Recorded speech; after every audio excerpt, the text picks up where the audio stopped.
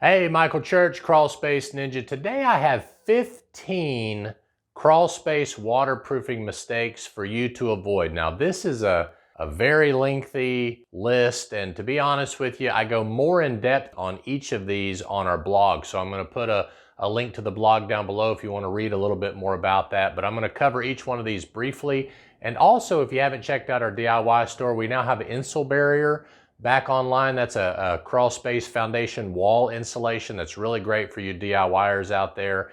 And of course, if you're looking to do your own basement waterproofing, we now have access to the HydroWay for those of you that want to waterproof your own basement. If you'd like to do a consultation with me, we've also got a way for you to do that. I'll put a link to that down below, as well as make sure you check out our book, Crawl Space Repair Myths Busted. So let's get started on this list. The first thing I want to talk about is a crawl space waterproofing sump pump basin. Okay, now we have seen many homes throughout the years where the contractor has put the sump pump directly on the earth, or perhaps dug a hole in the ground and just shoved a sump pump in. And that basin is super important for many reasons. Number one, it gives the sump pump the ability to get clean water into the sump pump, and it's got weep holes that allows water to go in. You can even wrap the basin with some felt if you want to kind of keep a lot of that mud out of there. But a basin is a super important product to install prior to putting in the sump pump, okay? So make sure that if you're waterproofing your crawl space or your basement, you put it inside a basin to protect the sump pump. And some mud and things may get in the basin, but what you're trying to do is keep big stuff out, because if something gets lodged inside of that sump pump, then it's really easy for that sump pump to get stuck in the on position and get hot and even cause some issues in the future, or to make it break and you have to repair it or replace it. So anyway, basin is super important. Another thing about the basin is a lot of people don't install the basin to the proper depth, okay? So the top of the basin should be level with the crawl space floor. So that way all of the water that either gets on top of the plastic could go into the basin, and I'm going to talk about that later in the video.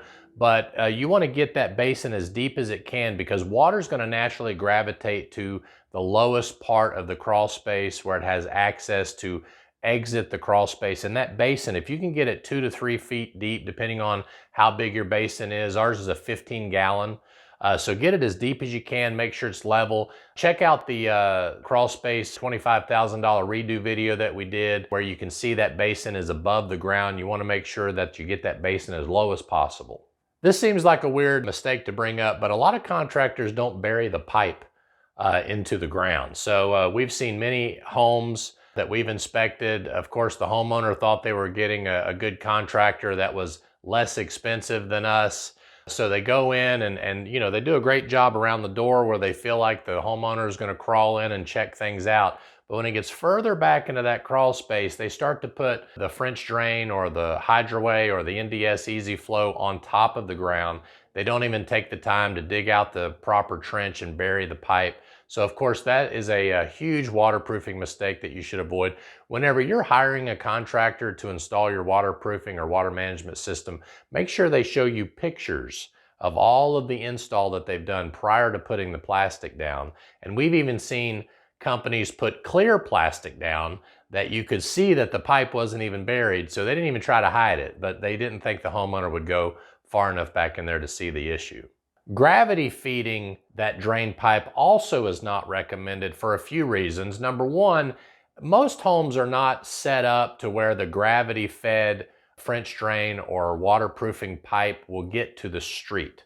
Remember, you can get it just outside of your foundation possibly, but we've even seen contractors gravity feed, punch through the foundation wall, take the pipe just outside the crawl space, and then cover all that with dirt, and not even give the water an exit point to leave the foundation of the house. So just because you have a pipe around the inside of your crawl space that's gravity fed and it goes out the foundation, make sure that you have it discharge that water to the street or down the hill away from your foundation, because if you just stub it in the ground and it's got nowhere to go, of course it's just going to fill up and just all that water is going to back into your crawl space. So that's why we like a sump pump with a basin. So that way, if your foundation is low in the neighborhood or something like that, you can pump that water up and out to the street without any issues. So be careful on those gravity-fed French drains or waterproofing pipes. Another thing you want to do is you want to make sure when you install the sump pump into the basin, the 1.5-inch drain line that comes out of the sump pump is secured to the floor above, okay? We have seen many times where the pipe will come directly out of the basin and then they'll put a 90 on it and shoot it straight out the wall. And that sump pump is very powerful. So given enough time as it kicks on and off, it's rocking that 1.5-inch or 2-inch line, whatever size you got, that discharge line, it keeps rocking it back and forth. Eventually, it can either break the pipe or cause the glue that is used on the pipe to become unstable and loose and disconnect. And then you got water inside of the crawl space. And just so you know, that one is speaking from experience. So many years ago when we first got started, we used to do like everybody else, go up 90 straight out. And then we got called later, 6 months, 12 months later, that the sump pump was squirting water everywhere. And so now we started going all the way up, securing the 1.5-inch line on the subfloor, so that way it holds that pump in place as it kicks on. So make sure you do that to prevent future problems. Another one is no check valve, all right? So make sure you put a check valve on the sump pump. That way, as the water gets discharged up and the sump pump kicks off because it removes all the water out of the basin, any water in that line can easily flow back down into the sump pump. And if it's enough water, it'll cause the sump pump to kick on again. And then you've got this cycle going of the pump not being able to get it far enough past the bend so that it can discharge out of the crawl space, but it just cycles on and off. So make sure that check valve keeps the water from getting back inside the basin. We normally install them right on the pump. You can install it just above the basin if you want to, but a very, very important product to have is the check valve. Now, as I mentioned before, if your basin isn't deep enough in the ground and the water gets on the plastic, and normally that's from a flood from above, you get a pipe leak or something like that, water hits the plastic. Normally the basin is in the lowest part of the crawl space, so that water is draining towards that sump pump. If you don't have a way for the water to get inside the basin from above, that's an issue. So another mistake we see is people not installing what we use is called the Dranjer Drain. All right, so this is an easy product. You could actually retrofit it if you already have a sump pump installed in your basement or crawl space. You can get this Dranjer Drain retrofitted in the basin lid. So that way, if you ever have an issue, some kind of flooding or leak from above, even in basements, those things can fill up like swimming pools if you get some kind of plumbing leak. So make sure you have that Dranjer Drain installed so that way the water can get into the basin and not create a flooding swimming pool inside your crawl space or basement. Okay, I believe I'm on mistake number 8 to avoid, and that is not properly putting the discharge line outside of the crawl space or basement far enough. So we recommend a minimum of 15 feet. Now that's the minimum, all right? So the further you can get that discharge away from your foundation, we use a pop-up valve, so that way, you know, you can mow over it, you don't have to worry about it. It's got a little spring on it, so, you know, little mice can't get in your discharge line and things like that. We've got those available on our DIY store as well. But make sure you get that discharge as far away from that foundation as possible. I would prefer to see it, the water come up on the soil level and then try to gravitate, you know, use a hill or something to get that water as far away from that house as you can. I know a lot of you, if you're real close together, if you have a home that's right next to each other, you can't do that, but just try to get that water away from your foundation as far as possible. Depending on what type of French drain you're installing or drain pipe that you're installing in the crawl space or the basement, you may need to put some aggregate around that. If you go to Home Depot or Lowe's and you get just a standard 4-inch NDS pipe, it doesn't even come with a sock, okay? So make sure that you have enough room around the pipe, put some 57 or 3/4 inch gravel or some pea gravel around that pipe, give it an aggregate to protect it. Now the NDS Easy Flow already has the aggregate around it, so you don't really have to put any kind of gravel around it. And then the Hydraway, which we sell on our DIY store, it needs no aggregate. It moves so much water so quickly. It's 80% open versus some of these other products that are only 20% open. So it's allowing more water to enter into the Hydraway faster so that it can discharge that line. So you have to move less earth to install it. So it's a really great DIY product if you want to not have to dig as much. But if you're going to install some of those others, whether it's a sewer and drain pipe, that would be the white one with the holes. It's like PVC pipe. Or if you're going to install some type of NDS pipe or ADS pipe that's got slits in it or holes in it, make sure you got an aggregate around that pipe to protect it. But the Hydraway does not require an aggregate, which is why we really love it so much. Mistake number 9B, I'm just going to say, with the aggregate, you also want to make sure that the pipe is protected. So make sure it has some kind of sock around it. Again, the NDS has that built in, the easy flow, but some of those pipes you get at Home Depot and Lowe's, and of course the S&D, the sewer and drain pipe, does not have any kind of sock around it. Make the investment. You can buy the socks to put over the pipe before you put it inside the aggregate. So make sure you do that as well. Mistake number 10 to avoid is kind of controversial among crawl space waterproofers, but I always feel that a good vapor barrier secured to the foundation wall, secured to the pillars, is vital whenever we're talking about waterproofing a crawl space. I know there's a lot of companies that'll go in, your loose laid vapor barrier, they'll move it, put a pipe in, put it back. The only problem with that is that if you take on enough water, that plastic's going to shift and move. Water's going to get on top of the plastic. Remember, the vapor barrier is part of the waterproofing system. Just like in your basement, the slab is part of the waterproofing system. So make sure you install a great vapor barrier after the waterproofing pipe is installed. Make sure you secure it to the foundation wall so that if your home does take on a lot of water, it's not going to shift and move. And it forces the water and keeps it under that plastic. So you want to overlap and tape it properly to make sure that you keep that water under the plastic so that it can eventually make its way into your waterproofing system. We get questions about this one all the time, and we see many mistakes. Painting foundation walls, you know, I'm not a big fan, okay? Number one, it's not a continuum of the foundation waterproofing. I mean, if you have dirt floor in a crawl space and you paint the wall, right where the dirt hits the wall, you don't paint any further than that, versus a vapor barrier. If you had vapor barrier on the wall, you could continue that vapor barrier all the way to the dirt. So painting the foundation wall doesn't do anything for water table issues, or once the water gets underneath the foundation wall and comes up on this side of the footer. Yes, it could keep water from moving through the foundation wall itself, but there's more than 2 or 3 places that water can enter your crawl space. So make sure that if you're going to use a waterproofing paint, number one, you apply it correctly so that it doesn't give way over time, because if it does, it could become a mold issue in the future. But use the paint in conjunction with vapor barrier. But if you haven't painted your foundation wall, I don't recommend you do that at all. Now this one is probably the number one overlooked issue that we see even among our clients that we install waterproofing for.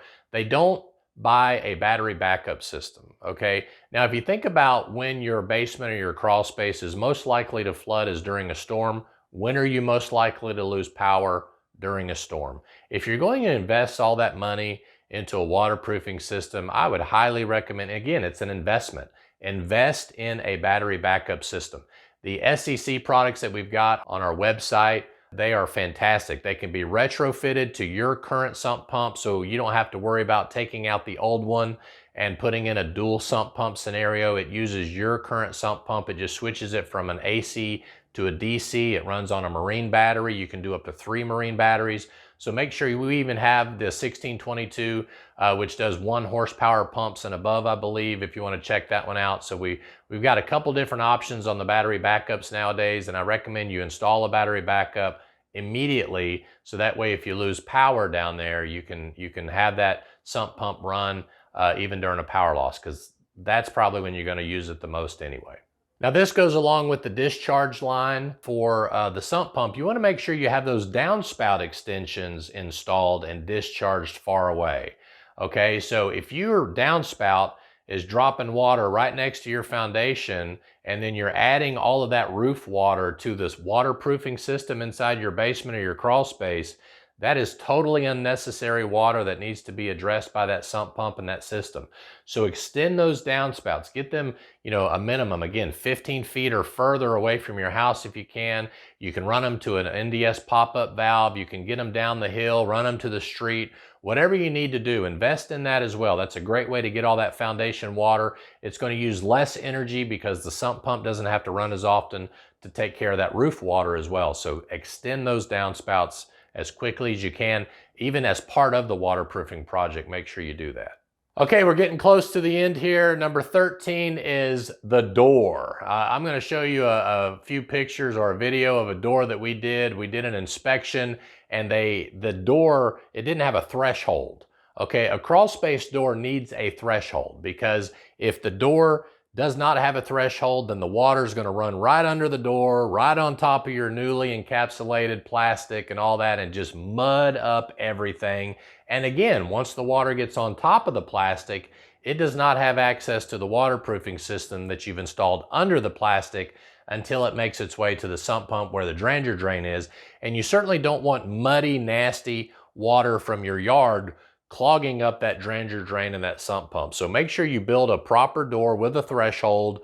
Depending on how much water your yard takes on, you may need a threshold that's a few inches high in order to keep that water out of your crawl space. Okay, the other thing that we see a lot is that people don't install enough sump pumps in their crawl space. Our rule is typically one sump pump for every 140 linear feet. Imagine you've got a gutter system all the way around your house and you have one downspout.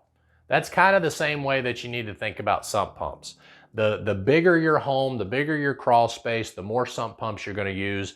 If you're near a body of water, whether it's a pond or you're near a high water table scenario like on the coast or something like that, you may actually need 2 sump pumps in one basin as well. By the way, that's another way to ensure that your waterproofing system is working. If you had 2 sump pumps in one basin, if the water gets in the basin too quickly for the single sump pump to handle, that second sump pump will kick on. Plus, it also acts as an emergency backup if the other sump pump fails. So either 2 sump pumps in one basin if you're taking on a lot of water, or 1 sump pump for every 140 linear feet. And you're just going to have to make that decision on your own, depending on how much water you're taking on and different things like that inside your crawl space. Before I list the last one, which is number 15, I'm going to give you 2 bonus ones at the end of this, so make sure you stick around for that. I hope you've liked this video. Please like and subscribe down below and let us know what you think. If I've missed a mistake or you've come across something that I haven't talked about that you felt should have been in this list, make sure you comment on that below too.